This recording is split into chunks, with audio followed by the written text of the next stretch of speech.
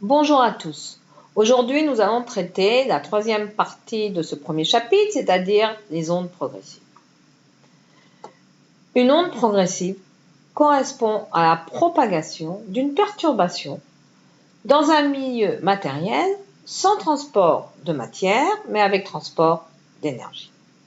Cette onde mécanique progressive peut être de type transversale si la propagation de cette onde est perpendiculaire à la direction de la déformation de ce milieu, que l'on parle aussi de perturbation.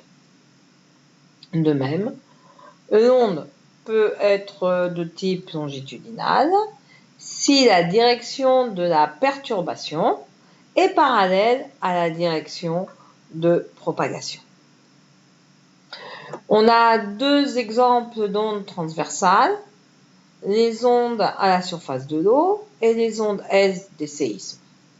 De même, on a deux ondes longitudinales qui sont les ondes sonores ou les ondes P des séismes.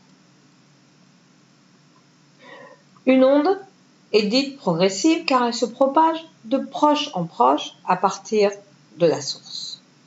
De plus, une onde peut être une, deux ou trois dimensions selon que la propagation se fait selon une dimension, comme cet exemple-ci, celui de la corde, ou alors sur une surface plane telle que la surface de l'eau, ou dans tout l'espace, tel que le son qui, lui, se propage dans toutes les directions.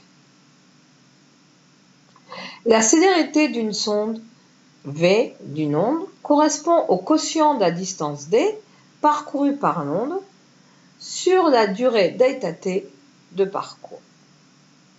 Une autre notion qui est importante, c'est la notion de retard qui intervient lorsqu'une perturbation atteint un point M1 à la date T1, puis un point M2 à la date T2, et que M2 reproduit le mouvement de M1 avec un retard tau qui est égal à T2 moins T1.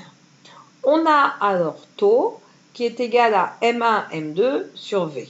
M1, M2 étant la distance qui sépare les deux points M1, M2 exprimée en mètres, et V c'est la vitesse de l'onde qui elle est exprimée en mètres par seconde.